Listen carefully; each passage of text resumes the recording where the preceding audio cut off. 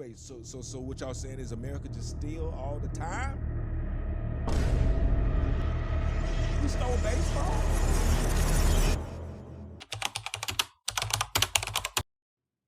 Yo, it's Mo, and I am here to react to the Rugby Explained for football fans. Y'all have been at my neck. I can't seem to make the rugby community happy in places, you know what I'm saying? In some places I don't want to. However, I like the sport, and I'm gonna learn about it. You understand? I like it, and I'm gonna learn about it.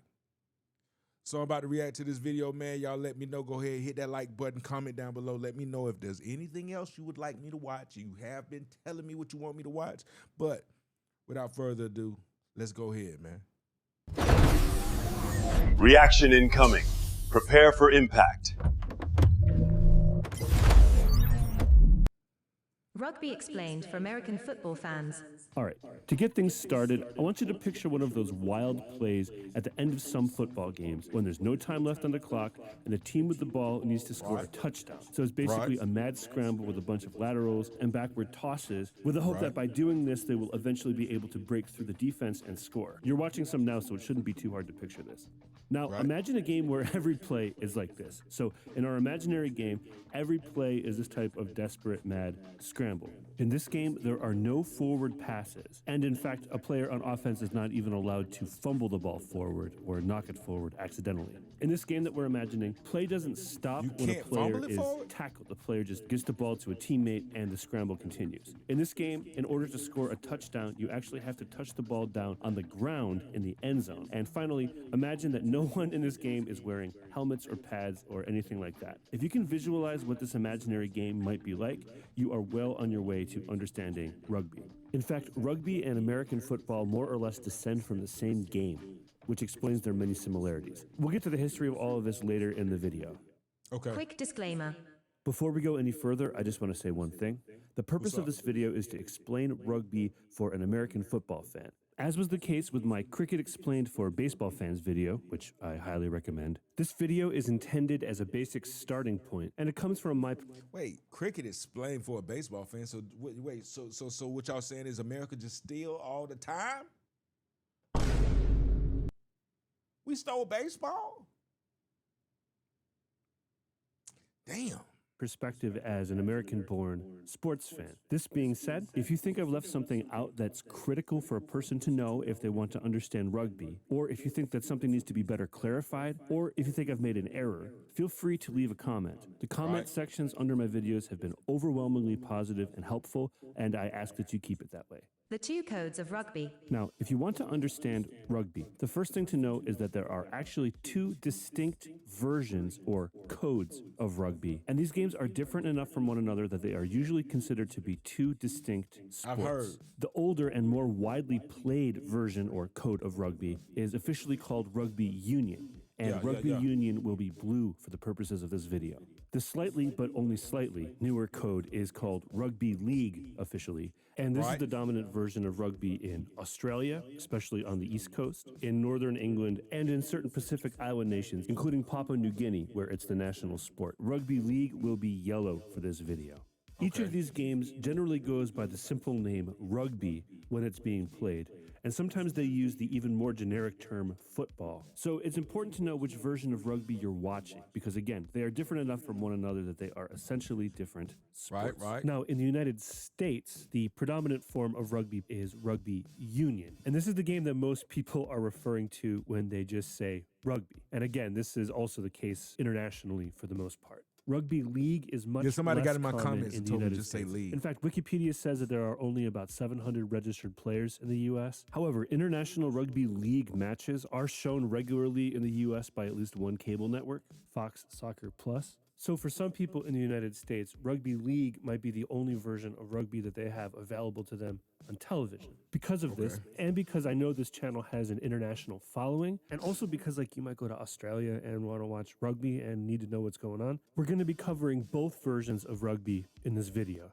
We will get to what makes each version of rugby unique later in the video. Let's begin with a general overview that applies to both games. General overview. Rugby, in general, is a contact sport played without pads or helmets, contested between two teams of either 13 or 15 players, depending on the version of rugby. There are 7-a-side and 9-a-side versions of rugby. These are shorter and faster-paced versions of the game that are often played at festivals. Rugby is played on a field that is 100 meters long and at least 68 meters wide. So that's 109 yards long and at least 74 yards wide. The field has markings at various points, and the markings are different depending on the version of rugby being played. These markings do have some significance within each game, but on the most basic level, the markings on the field are your best clue as to whether you're watching rugby union or rugby league. Regardless of the version of rugby being played, the center line on the field is called the halfway line, and the goal lines are called the try lines. At each end of the field is an in-goal area, which is what we would call the end zone. The in-goal areas have a set of uprights that are called goals, and the out-of-bounds area is called touch. So where we would say the ball went out of bounds, they would say it went into touch, or that it's in touch. A rugby match begins similarly to an American football game. All right, yeah. So I know some of y'all have a problem with me stopping it. Who gives a shit? Listen, touch. That's gonna take some getting used to. In touch. Okay, so that's out of bounds. That's crazy. Only crazy because I'm used to other stuff. Because everything is out of bounds in our sport. But I can do it. I got this. There is a coin toss to determine who kicks off, and the team that receives the kickoff attempts to move the ball down the field to score, while the team that kicked off tries to stop them. The team with possession of the oval-shaped ball is allowed to move it by running with it, kicking it, or tossing it laterally or backwards. Forward passes are not allowed, and an offensive team is not even permitted to play a ball that has been knocked or fumbled forward, even if the knock or the fumble was unintentional. You are allowed to punt the ball forward. The punt is often used to clear the ball out, similar to the purpose of the punt in American football, but the punt is also used offensively in rugby, which makes it the closest thing to the forward pass in American football. Gotcha. Just like in American football, defenders are allowed to make contact with and tackle the ball carrier. Once the ball carrier has been brought to the ground, the tackling defender is required to release the tackle, and the ball carrier is required to give up the ball, which usually involves getting it to a teammate to continue play. The rules governing exactly what happens after a tackle has been made differ depending on which version of rugby is being played, and this is the biggest difference between the two codes of rugby. So we're going to be looking at this topic of what happens after a tackle in its own section later in the video. All right, let's talk about scoring. The objective in rugby is to score points, either by kicking the ball through the uprights, which is called a field goal, or by bringing the ball past the try line and touching it to the ground, which is called a try and is very similar to a touchdown. Just like the touchdown in American football, a try is worth more than a field goal, and after a team has scored a try, they get a free kick at the goalposts, which is called a conversion. A team can also score points via penalty kicks, which are uncontested kicks at the uprights that happen after penalties, similar to foul shots in basketball. The number of points earned by all of these things differ. Penalty, 3-2. Conversion, 2, both of them 2. Field goal, drop goal, 3-1. Try is 5 and 4. Okay, so for the Six Nations, that was Union. Because they were scoring 5. First, depending on which version of rugby you're watching. After points are scored, the team that got scored on kicks off to the team who just scored. So yeah, they go hard. A rugby player is only allowed to make a play on the ball or influence the game if they are onside. During play, being onside generally means being behind the ball from your perspective. Being offside itself is not a penalty, but it becomes a penalty when an offside player attempts to make a play on the ball or interferes with the Didn't get that. Hold up. Generally means being behind the ball from your perspective. Being offside itself is not a penalty, but it becomes a penalty when an offside player attempts to make a play on the ball or interferes with the game. There are some more specific rules governing offside, including for some set pieces, and those are outside of the scope of this video. Let's talk about that ball real quick. The rugby ball is the same length as an American football, but it is a bit wider and has rounded ends. This makes it a lot less aerodynamic, of course, but that doesn't matter because you're not throwing the ball forward in rugby. In rugby, the play rarely stops except for a few specific reasons. These include, number one, if scoring has happened. Number two, if the ball is moved forward by an offensive player by any means except for carrying it or kicking it. Number three, if the ball goes into touch. Number four, if there's a penalty. And number five, if there's an injury. Otherwise, play pretty much keeps going. So in this sense, it's a much more kinetic game than American football. When play restarts after being stopped, it is generally restarted via something called a set piece. If you play soccer, you're familiar with... I thought that was wait. I'm tripping. It is generally restarted via something called a set piece. If you starts after being stopped, it is generally a more kinetic game than American football. When play restarts after being stopped, it is generally restarted via something called a set piece. If you play soccer, you're familiar with set pieces. The main set pieces in rugby union are the line out, which looks like this. It is how play is restarted when the ball goes into touch. And the scrum, which looks like this. It is how play is restarted after certain minor infractions or when the ball becomes unplayable but stays in bounds. The scrum is intensely physical in rugby union, and there are strict and specific rules governing the scrum. In rugby league, the scrum is the only set piece, so it's how play is restarted anytime it needs to be restarted. But unlike the scrum in rugby union, the rugby league scrum is more of a formation than a physical contest, and the team that is awarded a scrum almost always gets possession of the ball. Compare these rugby league scrums to this rugby union scrum. This is another clue as to which version of rugby you're watching. On screen right now are some basic rugby terms and their American football equivalents. This is for you to use as a reference. Take a screenshot if you want. Beyond all this, the details of the game that you watch will depend on the version of rugby that you're watching. But before we get to all that, I want to do a quick history lesson so you can get a sense of why rugby and American football are as similar as they are. A bit of history. The easiest way to start the history report... You see, this is the part I wanted to get to because a lot of y'all are talking too much in the comments about, I can't say a few of those words that y'all put in my comments. I can't. But the basis is we stole it. If they don't tell me we stole it in this video, I'm going to find each and every one of you, find each and every comment, and y'all got a missile inbound. You hear me? Portion of this video is by acknowledging that most forms of football played around the world trace their roots back to the football games played in medieval Europe and medieval England in particular. These games belong to a wider category of game that has been played around the world throughout history, in which two groups of people, and it's usually a large number of people, compete with one another to kick, carry, and or toss a ball or other object into some sort of goal or across some sort of line or into some sort of goal area, almost always through violence. This type of game was already known by the name football in England by the 1300s, and the name football appears to have been in wide use by the 1500s. Today, these medieval games are often called mob football to evoke the chaos and anarchy that define them. And football was often banned by kings and within various jurisdictions due to the destruction and injury that it brought. By the 1800s, this type of game was being played in a more organized way at schools and sporting clubs throughout the English-speaking world,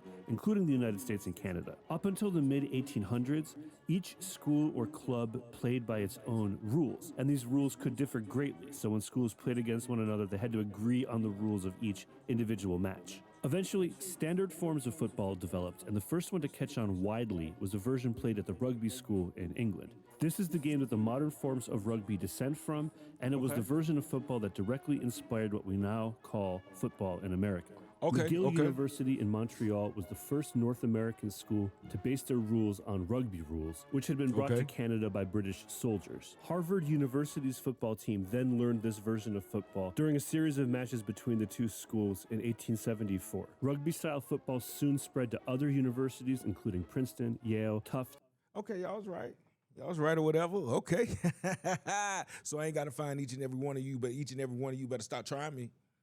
Columbia, and the University of Michigan, and quickly became the most popular form of football in the United States. In fact, for the first few decades of American football, the terms rugby and football seem to have been used interchangeably. And when we look at the rule books from the time, we see that early American football resembled rugby much more closely than what we would identify as American football today. And even though American football has evolved into its own distinct sport, there are still some vestiges of its roots as what you could call a variation on rugby football. For example, we still call this a touchdown, even though we are long past the point where a player has to actually touch the ball down on the ground to score as they do in rugby. All right, I hope knowing that bit of history helps put everything into context. Let's go on now and talk about the most significant difference between the two codes of rugby.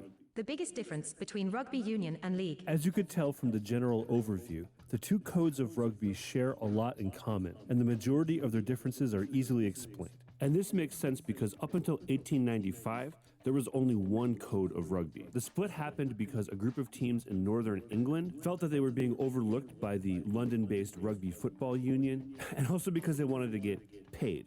It seems unthinkable today, but the idea of a full-time professional athlete is actually a relatively new thing. And this topic is interesting enough that it probably deserves its own video. So let me know in the comments if you would be interested in that video. Anyway, so in 1895, that group of teams in northern England created their own governing organization, which eventually became known as the Rugby Football League. And the two codes of rugby began evolving independently of one another.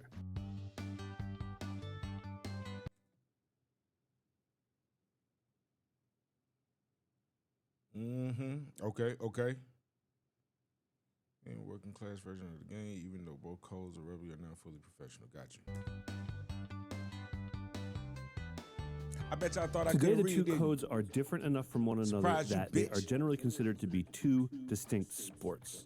We covered most of the differences between rugby union and rugby league already, but there's one difference that to me is significant enough that I think it deserves its own section of this video, and that is what happens after a ball carrier has been tackled. This fundamental question has a dramatic effect on the strategy, gameplay, and overall flow of the action in rugby. And ultimately, this question defines the distinct personalities of each game. You'll remember from the general overview that a tackled player in rugby is required to give up the ball, and the tackling defender is required to release the tackle. This applies to both rugby codes.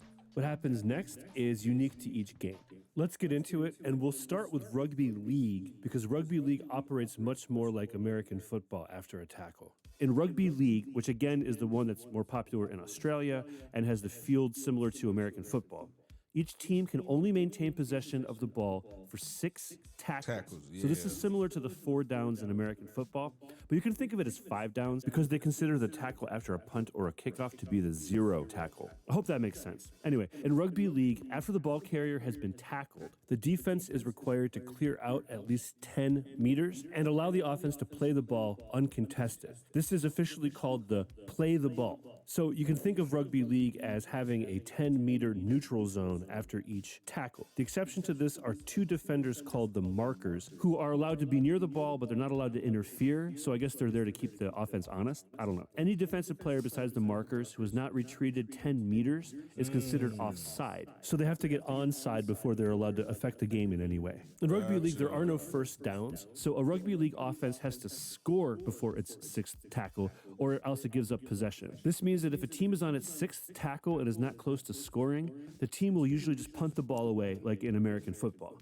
The difference, of course, is that the punt is a live ball in any form of rugby. So if a member of the offense catches it, they can try to score or at least push the ball as far as possible on their final tackle, as opposed to American football where a team fully gives up possession by punting. If a team does not score and gets tackled a 6th time, they become the defense and have to clear out 10 meters so that their opponents can play the ball uncontested. Real quick, because I know it will come up in the comments, I will say that there are a few ways that a team can get a fresh set of 6 tackles, and those are outside the scope of this video. All right, now we're going to talk about what happens after a tackle in rugby union. In rugby union, the ball is always live, and it's always able to be contested. So in rugby union, there's no concept of uncontested possession or downs, and there's no limit to the number of times an offense can be tackled while they have possession of the ball. If the ball carrier is tackled in rugby union and the defender is able to get to the ball before the offense, it's a turnover, which is pretty good on the defender. Because of this possibility, there's almost always a teammate of the ball carrier ready to receive the ball after a tackle, and the defense often doesn't try to contest this handover. But it's also common for the defense and the But why every clip they like ducking their head, pushing like they in a scrum? and there's no scrum. I thought y'all said they don't lead with their head. Well, we'll find that out later. Offense to both engage over the ball after a tackle, which creates Like a right situation called a ruck. The ruck is a vocabulary term and ruck. is an official thing in rugby. Once the referee announces a ruck has formed, there are strict rules governing what is allowed to happen to keep things from becoming a violent And that's in free-for-all. union. For example, players are required to remain on their feet during a ruck, and players can only join the ruck from the back, from their perspective. The most significant rule, maybe, is that players are not allowed to place their hands inside the ruck, which means that players need to use their feet to bring the ball to the back of the ruck, and or players need to physically push the ruck or engage with the bodies of the opposing team so that a player at the back of the ruck that's or kinda from dope, outside though. of the ruck can pick up the ball. Rucks are often resolved quickly, but sometimes they get extended, for lack of a better term. That's all we're going to say about the ruck in this video. There is a link in the description if you want more information. So that's the biggest difference between rugby league and rugby union, at least to my eye. And it's what gives Gotcha. each of these sports their own personality. Because the offense is guaranteed the ball after most tackles, the action in rugby league is more predictable and compartmentalized. And it's easy to make sense of it if you're coming at it from the perspective of an American football fan. Rugby union is more kinetic and is more of a perpetual scramble because the ball is essentially always live, even after a tackle. Recommendations and final comments. All right, so now that you've got the basics of rugby in your mind, I recommend sure do. following this video up by watching a couple matches. If you'd like to start out with a rugby league match, which might be the better place to start just because it's more similar to American football, I highly recommend the 2015 grand final between the Brisbane Broncos and the North Queensland Cowboys of Australia's National Rugby League, which is basically the Australian Rugby Super Bowl. It's available All right. for free on YouTube. If you'd like to follow up with a rugby union match, since that's the more common version worldwide, and it's generally what people watch mean by the term both of 'em. rugby outside of the places where rugby league is specifically popular, I might actually point you towards a recent match, the 2022 Women's Rugby World Cup final between England and New Zealand. Both of watch the both matches of that I'm recommending are Not those electric games particularly. and highly competitive and very fun to watch. So they are fun regardless of how much rugby knowledge you are bringing people suggested into some it. games I promise for you me, that by so the I'ma end go of ahead it, and you'll watch have them a much better games sense of this game. for If you both have of 'em. further questions, feel free to leave comments. If this is anything like my Cricket Explained for Baseball fans video, there will be rugby fans in the comments who will be happy to answer your tear you up. questions. Again, the They gonna comment tear you sections up. under my videos have been overwhelmingly positive, and I just ask that you keep it that way.